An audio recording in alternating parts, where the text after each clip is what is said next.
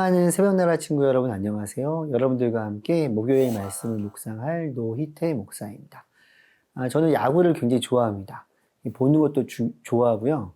또 야구를 또 자주 하기도 합니다. 제가 7, 8년 야구를 했는데요. 이렇게 레슨을 받고 한 적은 없어요. 근데 작년 겨울에 처음으로 야구 레슨을 받았습니다. 이때 알게 된 게 있어요.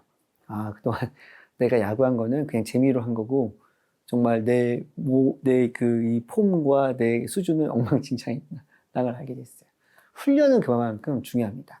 나를 바르게 하고 또 자세를 바르게 하기 때문에 그렇습니다. 프로야구 선수들은 어떨까요? 프로야구 선수들은 야구를 잘하니까 훈련을 안 받을까요? 그렇지 않죠. 시즌이 되기 전에 겨울 내내 훈련을 받습니다. 그러면 그냥 경기를 할까요? 경기하기 전에 매일 모여서 몇 시간씩 훈련을 합니다. 언제까지 훈련을 받아야 될까요? 야구 선수를 그만두는 날까지 받아야 됩니다. 저희는 크리스찬입니다. 저희는 예수님을, 하나님을 닮아가는 훈련을 받는 사람들이에요. 언제까지 받아야 될까요? 우리 코끝에서 숨이 사라져서 하나님을 만나는 그 순간까지 우리는 훈련을 받아야 됩니다. 오늘 본문에서도 이러한 훈련의 모습이 나옵니다. 오늘 말씀의 제목은 지금은 훈련 중입니다. 오늘의 말씀은 창세기 29장 15절에서 30절입니다. 그때 라반이 야곱에게 말했습니다. 내가 비록 내 친척이기는 해도 삭 없이 이래서는 되겠느냐? 내가 어떤 보수를 원하는지 말해보아라. 라반에게는 두 딸이 있었습니다. 큰 딸의 이름은 레아였고 작은 딸의 이름은 라헬이었습니다. 레아는 시력이 약했고 라헬은 외모가 아름답고 얼굴이 예뻤습니다. 야곱은 라헬을 사랑했습니다. 야곱이 말했습니다. 작은 딸 라헬을 주시면 제가 외삼촌을 위해 7년을 일하겠습니다.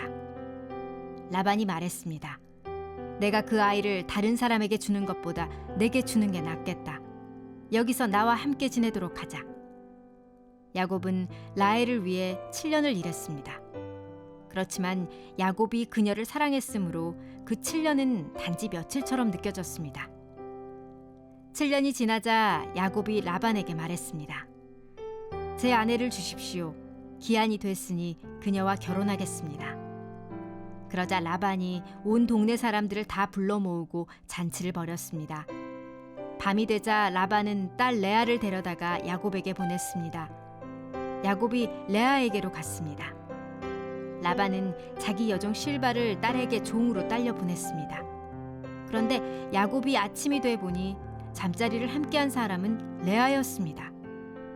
야곱이 라반에게 말했습니다. 외삼촌께서 어떻게 제게 이러실 수 있으십니까? 제가 라헬 때문에 일해드린 것 아닙니까? 왜 저를 속이셨습니까? 라반이 대답했습니다. 우리 고장에서는 큰 딸보다 작은 딸을 먼저 시집 보내는 법이 없다. 이 아이를 위해 일주일을 채워라. 그 후에 우리가 작은 딸도 주겠다. 대신 7년을 더 일하여라. 그래서 야곱이 그렇게 일주일을 채우자 라반이 자기 딸 라헬을 그에게 아내로 주었습니다. 그리고 자기 여종 빌하를 딸 라헬의 종으로 딸려보냈습니다. 그렇게 해서 야곱이 라헬과도 결혼했습니다. 야곱은 레아보다 라헬을 더 사랑했습니다. 그가 라반을 위해 다시 7년을 더 일했습니다. 야곱은 외삼촌 라반의 집에서 지내게 되었습니다.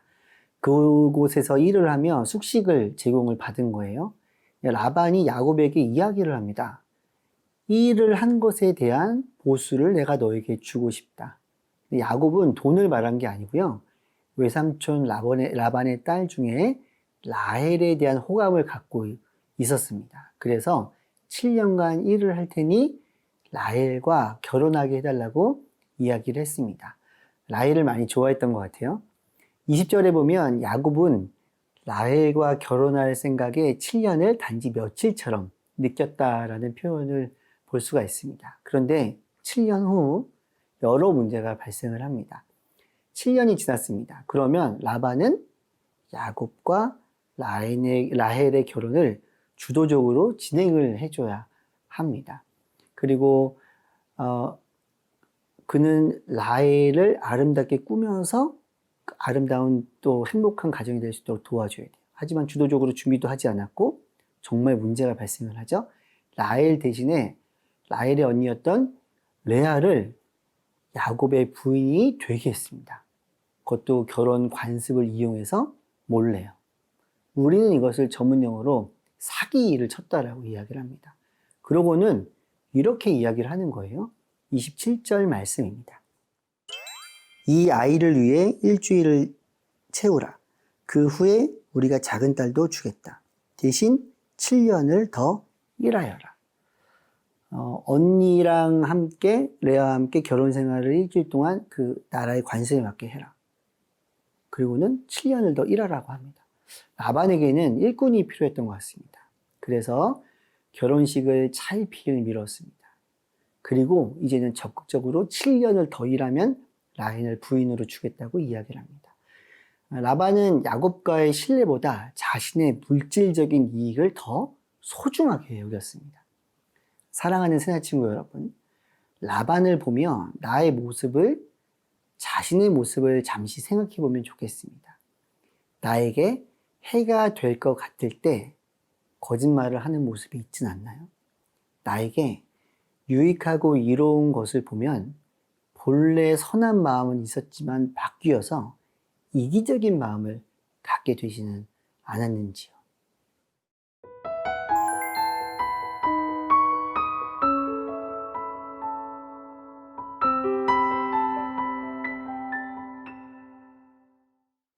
외삼촌 라반의 속임수에 넘어간 야곱은 이렇게 이야기를 합니다.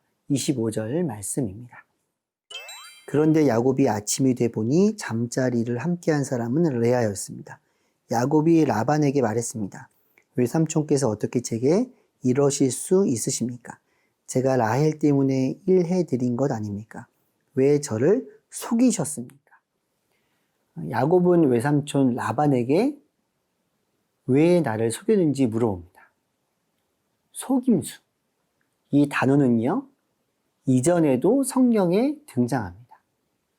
야곱이 에서의 장자권을 빼앗은 이후 에서가 아버지에게 사용했던 단어입니다. 이전에 형을 속였던 야곱은 외삼촌에게 자신이 속았다고 억울해하고 분해합니다. 우리는 이 본문을 보면서 인간이 어떻게 저렇게 할 수 있냐고 라반을 비난할지도 모릅니다.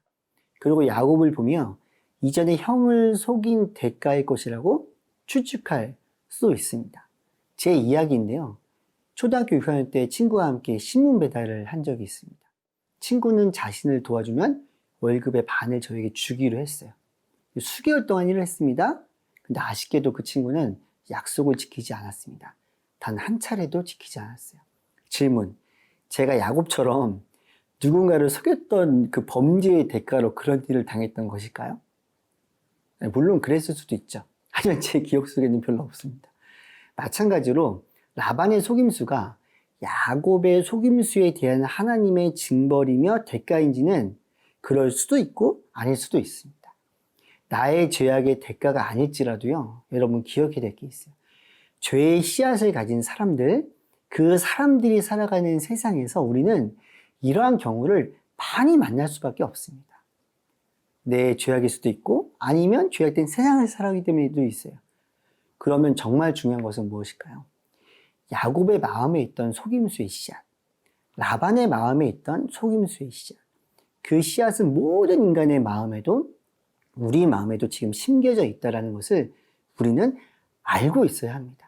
그래서 나의 힘으로 이것들을 이길 수 없음을 인정하고 예수님의 십자가 앞에서 하나님의 도움을 구해야 합니다.